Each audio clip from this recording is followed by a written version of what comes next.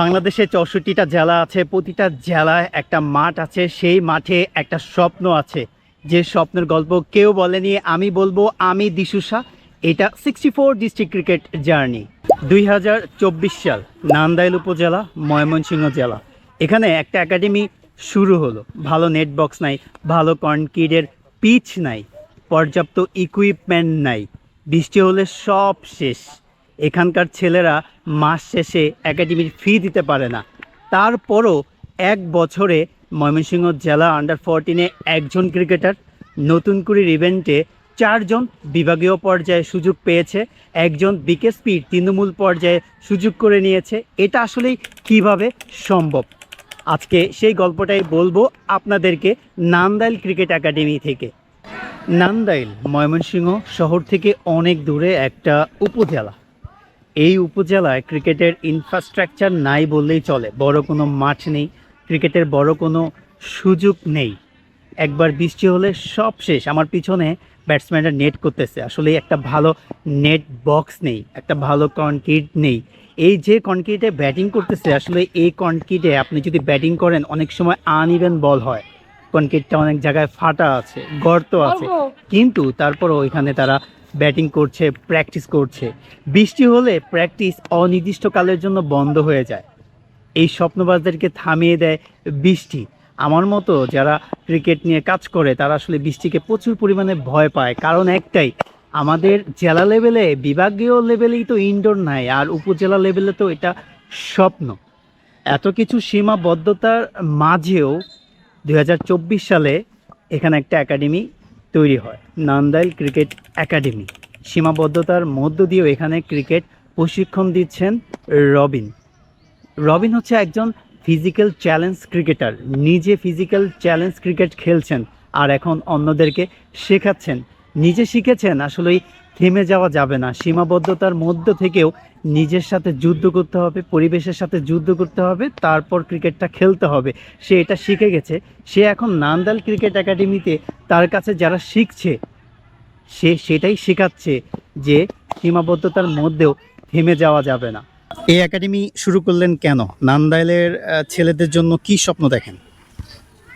এটা ওদের এখানে প্রতিভা আছে, তো ওদেরকে নিয়ে কাজ করার মতো কেউ আমি দেখি নাই। তো আমি ওদেরকে নিয়ে একটু ট্রাই করেছিলাম, তো আলহামদুলিল্লাহ আমাদের গত 2 বছরে মোটামুটি ভালো একটা সাকসেসফুল আসছে। তো আগামীতে আরো ভালো কিছু করার ইচ্ছা। তো মানে ওরা অনেক মেধাবী, বিশেষ করে এবার যে নতুন করে এখানে জেলা ভিত্তিক 4 জন প্লেয়ার কল পেয়েছিল, শুধু নান্দাইল থেকে 4 জন প্লেয়ার খেলেছিল। ওটা আমাদের নান্দাইলের এই অনেক একটা গর্বের বিষয়। নেট ভালো না, উইকেট নেই, বৃষ্টি হলে বন্ধ, এই পরিবেশে কিভাবে ছেলেদের তৈরি করছেন? এটা বৃষ্টি হলে নেটে পানি জমে, তো এটা আমি ওদেরকে নিয়ে এসে কাজ করে ওইটা পরিষ্কার পরিচ্ছন্নতা করে ওদেরকে প্র্যাকটিস করাই। আবার পানি জমে থাকলে এখানে এসে ভালো ফালায় আমাদের প্র্যাকটিস করানো হয়। বিশেষ করে সব মিলিয়ে অনেক কষ্ট হয়ে যায় আমাদের, তারপরেও তো আর হাল ছাড়া যাবে না। ক্রিকেটটা মানে একটা সংগ্রাম। মাসের শেষে ছেলেরা 500 টাকা ফি দিতে পারে না, সেই মুহূর্তে কেমন লাগে? মাছ এসে 500 টাকা দিতে পারে না, তখন একটু খারাপ লাগে। কেননা ওদেরকে নিয়ে কাজ করি, আমারও তো একটা ফ্যামিলি আছে। তো ফ্যামিলি তো আমাকেও কিছু চাই। তো নিজে আমি পড়াশোনা করছি, তো আমি একজন স্টুডেন্ট, আমি তো আর কোনো চাকরি টাকরি করি না, তাই আর কি। তো তারপরও দিন শেষে ওরা ভালো করো এটাই চাই। তারপরও কেন তাদেরকে ফিরাইয়া দেন না? ফিরায় দেয় না, আমিও সেই পরিস্থিতির শিকার ছিলাম। কেননা একজন ক্রিকেটার হলে তার কতটুকু কষ্ট, পরিশ্রম এবং স্বপ্ন সেটা আমি জানি। মাত্র 1 বছরে জেলা দলে 1 জন, নতুন করে ইভেন্টে বিভাগীয় পর্যায়ে 4 জন, পিকেএসপি তৃণমূল পর্যায়ে 1 জন। এটা দেখে এই একাডেমির ভবিষ্যৎ কোথায় দেখেন? ভবিষ্যৎ বলতে গেলে এটা আমাদের 2 বছরের জার্নিতে আমরা যেতটুকু পেয়েছি, তো আলহামদুলিল্লাহ। তো আমাদের ইচ্ছা মানে কি, এখান থেকে আমরা বাংলাদেশ ন্যাশনাল টিমে প্লেয়ার পাঠাবো। মানে কি আমার মানে কি আত্মবিশ্বাস এবং আমার যতটুকু স্বপ্ন, মানে কি একটা হলেও একটা ছেলে অথবা 2টা ছেলে ন্যাশনাল টিমে কোনো না কোনো একদিন বাংলাদেশ দলকে রিপ্রেজেন্ট করবে। নান্দাইল ক্রিকেট একাডেমির মাসিক ফি মাত্র 500 টাকা। উপজেলা পর্যায়ে আর কয়টা একাডেমি আছে 500 টাকা ফি নেয় আমি জানি না, তবে মাস শেষে এখানকার ক্রিকেটাররা কিন্তু 500 টাকা ফি দিতে পারে না। তারপরও এই একাডেমিতে প্র্যাকটিস হচ্ছে, প্র্যাকটিস করতে আসছে, কারণ এই একাডেমির কোচ বিশ্বাস করে সামর্থ্য না থাকলেও স্বপ্ন থাকলে হয়তোবা সামনের দিকে এগিয়ে যাওয়া যায়। এই একাডেমিতে প্রতিদিন দুটো ভয় থাকে, এক বৃষ্টি হলে সব শেষ। হ্যাঁ, বৃষ্টি হলে আর প্র্যাকটিস করার সুযোগ থাকে না, কেননা ইনডোর নাই। যেখানে ময়মনসিংহ বিভাগীয় শহর সেখানে ইনডোর নাই, আর এই উপজেলা লেভেলে ইনডোর আশা করা বোকামি ছাড়া আর কোনো কিছু না। দুই, ভালো একটা নেট বক্স নাই, ভালো একটা কনক্রিট নাই। বৃষ্টি হলে এখানে যে কনক্রিটে পানি জমে যায়, পরবর্তী দিন আর প্র্যাকটিস করা যায় না। এত কিছুর মধ্যেও কিন্তু এখানকার ক্রিকেটাররা নিয়মিত প্র্যাকটিস করছে, ঘন্টা পর ঘন্টা। এই ভালো কনক্রিট না থাকার পরও ব্যাটিং করছে, ভালো নেট বক্স না থাকার পরেও এখানে ব্যাটিং করছে, ক্রিকেট নিয়ে স্বপ্ন দেখছে, ক্রিকেট নিয়ে তারা সামনে এগিয়ে যেতে চায়। এত কষ্টের মধ্যেও নান্দাইল ক্রিকেট একাডেমিতে কিন্তু প্র্যাকটিস চলছে, ব্যাটসম্যানরা প্র্যাকটিস করছে, বলাররাও প্র্যাকটিস করছে, খুদে ক্রিকেটাররা ক্রিকেট শিখছে। এখানে ক্রিকেটটা শিখে জেলা দলে জায়গা করে নিচ্ছে, নতুন করে ইভেন্টে জায়গা করে নিচ্ছে, বিকেএসপির মতো ক্যাম্পে জায়গা করে নিচ্ছে। আপনি একবার চিন্তা করেন, এইখানকার ছেলেপেলেরা যদি পর্যাপ্ত সুযোগ সুবিধা পেত, বৃষ্টিতেও প্র্যাকটিস করতে পারতো, ভালো একটা নেট বক্স পেত, ভালো একটা কনক্রিটের পিচ পেত, তাহলে এখানকার ছেলেরা কোথায় যেত? নিজেকে প্রশ্ন করুন। এখানকার ছেলেরা যদি পর্যাপ্ত সুযোগ সুবিধা পেত, ভালো ইকুইপমেন্ট পেত, তাহলে হয়তোবা এখানকার ছেলেরা জেলা দলে খেলতো আরো বেশি। মাত্র 1 বছর, মাত্র 14 জন ময়মনসিংহ জেলা দলে একজন জায়গা করে নিয়েছে অনূর্ধ্ব 14-তে। নতুন করে ইভেন্টে 4 জন বিভাগীয় পর্যায়ে জায়গা করে নিয়েছে। বিকেএসপি তৃণমূল প্রতিভা অন্বেষণের ক্যাম্পে 1 জন জায়গা করে নিয়েছে। অনেক সীমাবদ্ধতা আছে এই একাডেমিতে। বৃষ্টি হলে প্র্যাকটিস বন্ধ, ভালো নেট বক্স নাই, ভালো কনক্রিট নাই, পর্যাপ্ত ইকুইপমেন্ট নাই। তারপরও এখানকার ক্রিকেটাররা কিন্তু জেলা দলে জায়গা করে নিচ্ছে, নতুন কুড়ির মতো ইভেন্টে বিভাগীয় পর্যায়ে জায়গা করে নিচ্ছে, বিকেএসপিতে জায়গা করে নিচ্ছে। মাত্র 1 বছর। আমি জানি না সারা বাংলাদেশে আর কয়টা একাডেমি আছে যে 1 বছরে এতগুলো সাফল্য অর্জন করেছে। অ্যাকচুয়ালি এটাই হচ্ছে নান্দাইল ক্রিকেট একাডেমির আসল পরিচয়। নাম কি তোমার? মোহাম্মদ সাইম ভুইয়া। কতদিন ধরে নান্দাইল ক্রিকেট একাডেমিতে আসছো? 1.5 বছর। ভালো নেট বক্স নাই, বৃষ্টি হলে প্র্যাকটিস বন্ধ, মাসের শেষে ফি দিতে কষ্ট হয়, এত কিছুর মধ্যেও প্রতিদিন কেন একাডেমিতে আসো? এই ক্রিকেট শেখার প্রতি ছোটবেলা থেকে ক্রিকেটের প্রতি আগ্রহ। তুমি নিশ্চয়ই বিকেএসপির ক্যাম্প করেছো। আসলে বিকেএসপি ক্যাম্পের এক্সপিরিয়েন্সটা কেমন ছিল? অনেক ভালোই ছিল, সবকিছুর সুযোগ সুবিধা রয়েছে। আর ওইখানকার ক্রিকেটীয় পরিবেশ আর এখানকার ক্রিকেটীয় পরিবেশ কেমন? ওখানে ভালো নেট বক্স, পরে সব ধরনের সুযোগ সুবিধা সবকিছুই রয়েছে।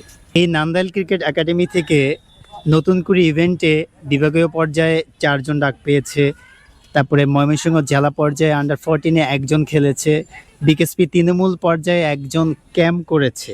তুমিও কি সেই স্বপ্ন দেখো কিনা? জি, আমি ভবিষ্যতে বিকেএসপিতে আন্ডার 14 ময়মনসিংহ জেলা দলে এবং বাংলাদেশ ন্যাশনাল টিমে খেলার স্বপ্ন দেখি। ক্রিকেটে তোমার রোলটা কি, মানে তুমি কি করো? আমি বোলিং করি, পেস পেস বলার। বোলিং। পেস বোলিং করতে আসলে কেমন লাগে, কতটা এনজয় করো? অনেক এনজয় করি, অনেক ভালো লাগে পেস বোলিং করতে। পেস বলে তোমার আইডল কে? আইডল মুস্তাফিজুর রহমান। তুমি ডানহাতি না বামহাতি? ডানহাতি। তুমি ডানহাতি হওয়ার পর মুস্তাফিজুরকে আইডল মানো কারণ? তার বোলিং আমার অনেক ভালো লাগে, সে অনেক ভালো বল করে, তার বোলিং অনেক সুন্দর, তাই আমি তাকে আইডল মনে করি। মুস্তাফিজুর রহমানের বোলিং এর একটা বিশেষত্ব বলো। তার বলের কাটার অনেক সুন্দর। তোমার বোলিং এর একটা বিশেষত্ব বলো, যেটা তোমার অনেক শক্তিশালী। Line length. তোমার নাম কি? রোহান রোহান আল হাসান। তোমাকে সবাই বিরাট কোহলি বলতেছিল কেন, কারণ কি? তুমি বিরাট কোহলি হতে চাও এই কারণে? তোমরা দুই বন্ধু। তোমার নাম? আব্দুল্লাহ মুহিত। তোমার নাম? রাইয়ান আলম মাহিদ। ব্যাটসম্যান না বলার? ব্যাটসম্যান। তুমি? ব্যাটসম্যান। আচ্ছা, ব্যাটিং করতে কেমন লাগে? অনেক ভালো লাগে। মুহিত, গত বছর তুমি ময়মনসিংহ জেলা দলে আন্ডার 14 এর ট্রায়াল দিয়েছিলে, ট্রায়ালে সিলেক্ট হয়েছিলে, মেডিকেলে বাদ পড়েছো, আসলে কেমন লেগেছিল তখন? তখন ভালো লাগেনি, তবে ট্রায়ালে চান্স পাওয়ার পর ভালো লাগছে। মেডিকেলে যখন চান্স পাইনি তখন একটু খারাপ লাগছে। পরে বললাম না, ভালো করে প্র্যাকটিস করে পরের বছর আবার চেষ্টা করব। তো এই বছর তো আবার তুমি ট্রায়াল দিবে, এই বছরে তোমার পরিকল্পনা কেমন? পরিকল্পনা আগের থেকে আরো ভালো করব। এবার ইনশাল্লাহ মেডিকেলে চান্স পাবো, আন্ডার 14-এ খেলবো ইনশাআল্লাহ। মাহিন, তুমি কতদিন ধরে ক্রিকেট খেলছো? আমি 1.5 বছর ধরে ক্রিকেট খেলছি। গত বছর তুমি আন্ডার 14 ট্রায়াল দিয়েছিলে, মেডিকেলে বাদ পড়েছো, কেমন লেগেছিল? ট্রায়ালে পাওয়ার সময় অনেক ভালো লেগেছে, কিন্তু মেডিকেলে বাদ পড়ার সময় একটু খারাপ লাগে। আচ্ছা, এই বছরও নিশ্চয়ই ট্রায়াল দিবে, এই বছরের পরিকল্পনা কেমন? পরিকল্পনা আগের থেকে ভালো করা। ওকে, গুড লাক। এই ছেলেদের টাকা কম, সামর্থ্য কম, কিন্তু স্বপ্ন কম না। এটাই নান্দাল ক্রিকেট একাডেমির স্বপ্ন বাঁচিয়ে রাখার জায়গা। 2024 সালে শুরু, মাত্র 14 জন। এখানে ভালো নেট বক্স নাই, ভালো কনক্রিটের পিচ নাই, পর্যাপ্ত ইকুইপমেন্ট নাই, ভালো মাঠ নাই, ম্যাচ খেলার সুযোগ নাই। তারপরও 1 বছরের মধ্যে একজন ময়মনসিংহ জেলা দলে এই নতুন করে ইভেন্টে 4 জন বিভাগীয় পর্যায়ে, একজন বিকেএসপি তৃণমূল পর্যায়ে সুযোগ করে নিয়েছে নান্দাইল ক্রিকেট একাডেমি থেকে। এই সংখ্যাগুলো শুধু সংখ্যা না, এগুলো প্রতিটা বৃষ্টির দিনের হতাশার মধ্যেও মাঠে ফিরে আসার গল্প, মাস শেষে বেতন না দিতে পারার সংগ্রামের গল্প, ভাঙা নেট বক্সে, ভাঙা কনক্রিটে ঘন্টার পর ঘন্টার ব্যাটিং করার গল্প। বিসিবি এবং ময়মনসিংহ জেলা ক্রীড়া সংস্থার কাছে একটাই প্রশ্ন, যে একাডেমি মাত্র 1 বছরে ময়মনসিংহ জেলা দলে 1 জন ক্রিকেটার, নতুন করে ইভেন্টে বিভাগীয় পর্যায়ে 4 জন ক্রিকেটার, বিকেএসপি তৃণমূল পর্যায়ে 1 জন ক্রিকেটার পাঠিয়েছে, সেই একাডেমিতে ভালো একটা নেট বক্স নাই, ভালো একটা কনক্রিট নাই। এই ক্রিকেটাররা কি, বা এই নান্দাইল ক্রিকেট একাডেমি কি বিসিবির কাছে অথবা ময়মনসিংহ জেলা ক্রীড়া সংস্থার কাছে একটা ভালো নেট বক্স, একটা ভালো কনক্রিটের পিচ পেতে পারে না? এইটুকুর যোগ্য কি তারা না? নান্দাইল ক্রিকেট একাডেমির গল্প শেষ, ময়মনসিংহ ক্রিকেট একাডেমির গল্পের সিরিজ চলছে। চ্যানেলটা সাবস্ক্রাইব করুন, বেল বাটনে ক্লিক করুন। এই গল্পগুলো কেউ বলেনি, আমি বলবো, আমি দিশুষা। এটা 64 ডিস্ট্রিক্ট ক্রিকেট জার্নি চলবে।